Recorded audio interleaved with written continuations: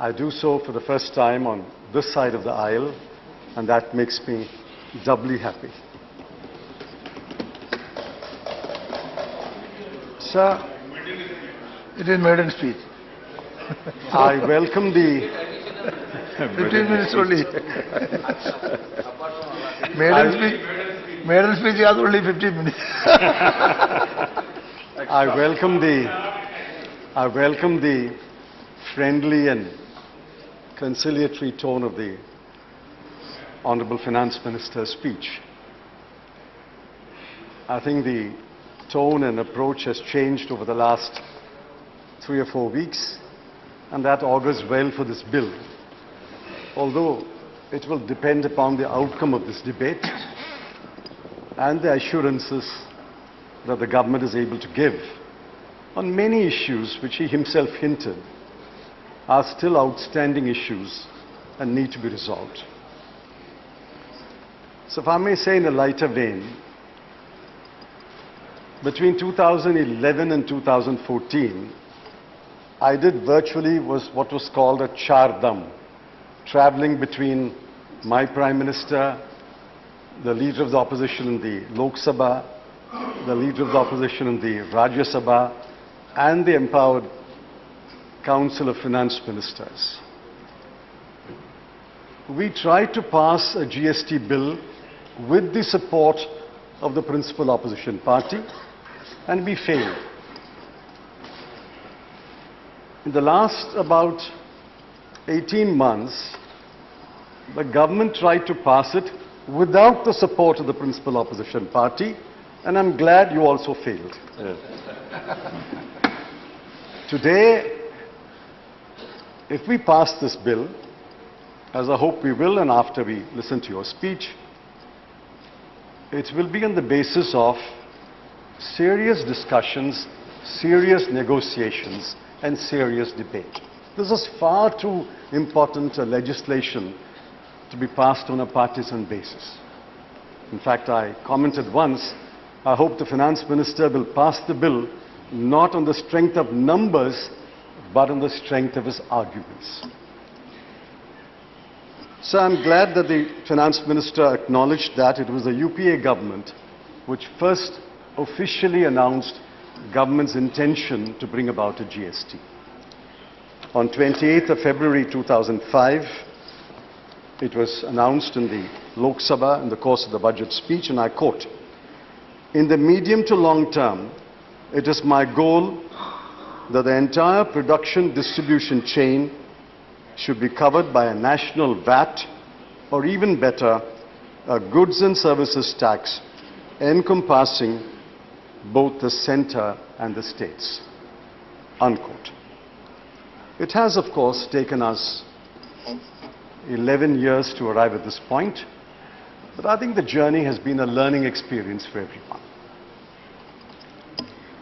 So let me make it very clear that the Congress party was never opposed to the idea of a GST.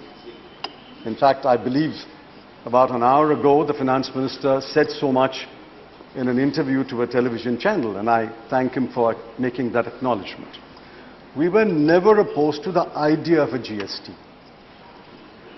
We are not discussing or debating the idea of a GST. That debate has gone on in this country for several years, and I think the country is now ready to embrace the idea of a GST. Just as the 2011 GST bill introduced by Mr. Mukherjee was opposed by several parties, including the BJP, the point out to the Honorable Finance Minister that there are still pieces of clumsy drafting in this bill. For example,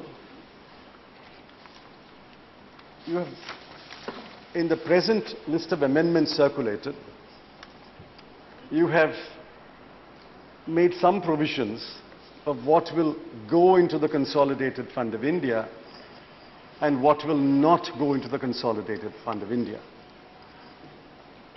This problem should have been noticed much earlier. It should have come in the draft bill. But it has come today in the form of an amendment. And while I will not take too much time explaining what I have in mind, if the Honorable Finance Minister reads it more carefully, he will find that these are exquisite pieces of clumsy drafting. Revenue has to go into a consolidated fund. That is the mandate of Article 266 of the Constitution. It has to either go into the Consolidated Fund of India or the Consolidated Fund of a state. It cannot go nowhere, and I'm afraid the draft amendment circulated leaves this question unanswered. I can understand the problem that you faced. I think, to the best of my understanding, the problem was how do you avoid double counting. But I think there was a more elegant way of dealing with the problem of double counting. I think the draft is clumsy. Maybe it can't be rectified at this stage when we are in the final stages of debating the bill. But I would just add a word of caution that the drafting in this respect is rather clumsy. The second issue was, I think, an issue that could have been resolved in 5 minutes. How can you, in a destination-based tax, have a retrograde provision like some states being allowed to impose an additional 1%? What is the rationale of a GST? A rationale of a GST is we must avoid multiplicity of taxes.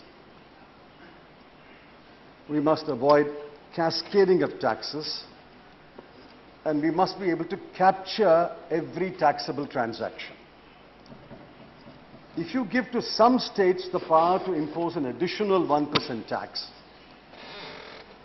and in the bill that was circulated, it could have been imposed by more than one state, as goods pass from state A to B to C to D. It would have led to multiplicity of tax rates, it would have led to cascading, and it would have led to a situation where several transactions may or may not be captured. This was immediately pointed out. But I think the government was, during that time, not today, rather stubborn. The chief economic advisor of the government pointed out that this was a retrograde provision and this should be scrapped. And I'm happy that this has been scrapped. GST doesn't stand only for goods and services tax, it also stands for good sense triumphs. Ultimately, good sense triumphed and you have dropped the 1% tax, and I thank you for accepting our suggestion to drop the 1%. The second major issue is dispute resolution. Now, please remember that dispute resolution between the center and the states, between one state and one or more states, between a group of states and a group of states, is not a matter on which the Constitution is silent. Whatever we do here must acknowledge the fact that the Constitution is not silent on dispute resolution between states. Article 131 speaks loud and clear. It provides for a machinery for dispute resolution. Nothing that we do here can derogate from Article 131 unless you amend Article 131. And that is not what we are doing today. Which is why the bill introduced by Mr. Mukherjee in 2011 laid out a clear provision for dispute resolution called the Dispute Resolution Authority, and recognized that dispute resolution is an exercise of judicial power. Just as the government is zealous of guarding its executive power, just as we in Parliament are zealous of guarding our legislative power, the judges of this country are zealous about guarding their judicial power. Time and again, the judges have said, if you encroach upon our judicial power, we'll strike it down. I still maintain that the provision introduced in Mr. Mukherjee's bill was the best provision, or clearly a much better provision than the provision introduced in the present bill. The draft circulated was abominably deficient. It did not even require the GST Council to establish a mechanism. It said may lay down the modalities. In discussions with us, and I believe discussions with other parties, it was pointed out to the government that this is hopelessly deficient. You must oblige the GST Council to set up a dispute resolution authority, and it must be set up ex ante. A mechanism cannot be set up after the dispute arises. That is the difference between rule of law and rule by law. In a country governed by rule of law, the dispute authority is known to everybody even before a dispute arises, so that you know if a dispute arises, you'll go there. If you set up the machinery after the dispute, that is not rule of law. That is show me the person and I'll show you the rule. I'm glad that some strengthening has been done to this provision. I would still urge the Finance Minister, if he is inclined to do that, to strengthen it. There is still time to strengthen it. During the course of this debate, he can move an official amendment. I would still urge him to say that the clause which he is introducing now, amendment number 7 to clause 12, can be strengthened. It only contemplates disputes arising out of the recommendations of the GST Council. I think he should add disputes arising otherwise also between states should be added. And in the first part of that amendment, he should say the Goods and Services Tax Council shall, by regulation, establish a mechanism. I think it is still deficient. I'm not sure whether it is constitutionally suspect. It may be constitutionally suspect, but I'm trying to save that provision. It falls far short of the provision introduced by Mr. Mukherjee. But given that that is the best that the government can do at the moment, I would still urge him to amend that provision to say that the GST Council shall, by regulation, establish a dispute resolution mechanism and also include disputes arising otherwise than out of the recommendations of the GST Council. So I now come to the most important part of this bill, the heart of the bill, the core of the bill. This is about the rate of tax. I will, sir, presently read portions from the Chief Economic Advisor's report. The heart of this bill is, what will the tax be? It is not a matter between Union Finance Minister and State Finance Ministers. There is a third line to the triangle. That is the people of this country. Every Union Finance Minister wants to maximize revenues. Every State Finance Minister is under pressure to maximize revenues. There's nothing wrong with that. But please remember, we are dealing with an indirect tax. An indirect tax, by definition, is a regressive tax. Any indirect tax falls equally on the rich and the poor. If you buy a soft drink bottle, whether a rich man buys it or a poor man buys it, he pays the same excise duty on that soft drink bottle. That is why world over, indirect taxes being regressive in nature, the trend is to keep them as low as possible. I'm sure many members have read the Chief Economic Advisor's report. If not, I would urge you to please read it. The cover tells the story. In high-income countries, the average GST rate is 16.8. In emerging market economies like India, the average is 14.1. So world over, there are over 190 countries which have one form or other of GST. It is between 14.1 and 16.8. The idea is, being an indirect tax, it should be kept as low as possible. The taxes that fall more on the rich and less on the poor are income tax and corporate tax. Those are the taxes consistent with other goals which a country may have. Those are the taxes which must be your principal source of revenue. In fact, for many, many years in this country, we had a complete tax distortion. The collection from indirect taxes was larger than the collection from direct taxes. I think we crossed the line sometime in the year 2006 or 2007, or maybe 2008 we crossed the line when the collection from direct taxes overtook the collection from indirect taxes, and that remains so even today. And that is how it should be. In fact, the collection from direct taxes should far outweigh the collection from indirect taxes. So what do? We need to keep the taxes low.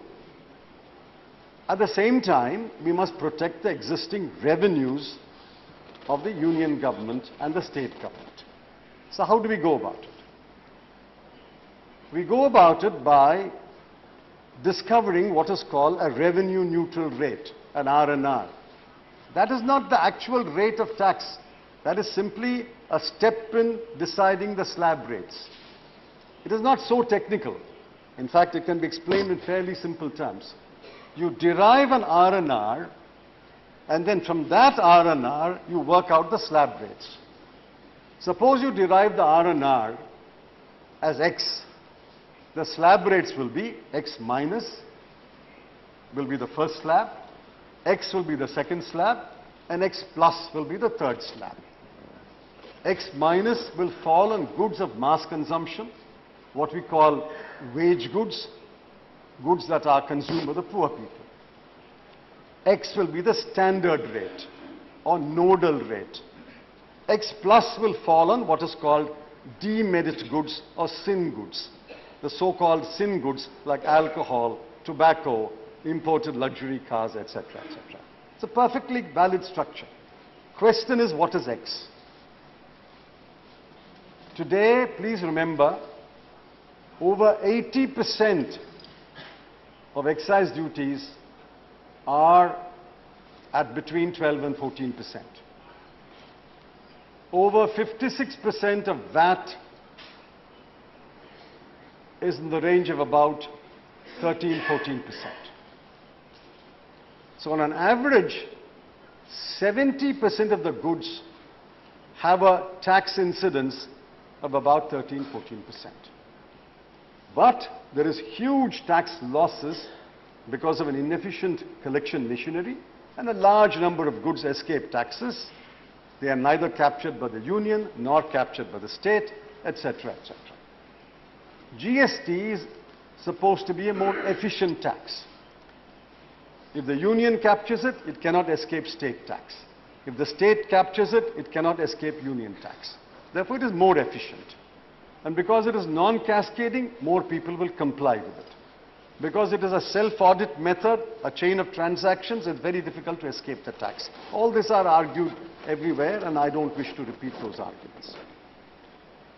Now, the Chief Economic Advisor of the government, working with experts, including state government representatives, arrived at an R&R of 15 to 15.5, and then suggested that the standard rate should be 18. The Congress party did not pluck 18 from the air. 18 came out of your report. The standard rate must be 18. You can have then a lower rate, 18 minus, and you can have a demerit rate 18 plus.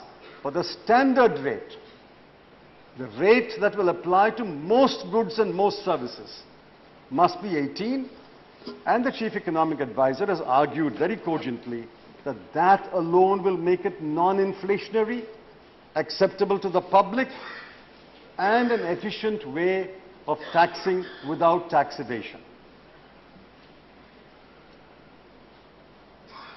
Now, when we say cap the tax rate, what are we saying?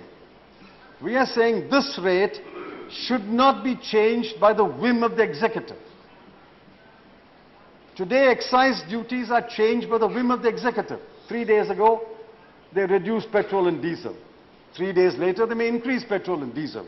They don't come to Parliament for approval. Customs duties are changed by the whim of the executive. But income tax cannot be changed by the whim of the executive because it is enshrined in a law. Therefore, we argue, please now, on the basis of your own reports, cap the rate. When we use the word cap the rate, what do we mean? It cannot be changed by the whim of the executive. A rate must only be changed with the approval of Parliament. Now I ask all of you, do you agree with me or do you disagree with me on the question that a rate of this importance must be changed only with the approval of Parliament? It cannot, ought not to be changed at the whim of the executive. Now I want you to speak up loud and clear and tell the people of India that we don't want Parliament to change the rate, we want the executive to change the rate. The people of India expect low indirect taxes. There are a lot of people, a lot of corporates I've seen over the last few days speak up for passing the GST bill. It doesn't matter to them whether the rate is 18 or 20, they will pass it on to the consumer. And anyway, there are many voices in the government who speak up for the corporate supporters. But somebody must speak up for the people. And that is precisely what my party is doing, what I'm doing today. In the name of the people, I ask you to keep this rate at the rate recommended by your CEA,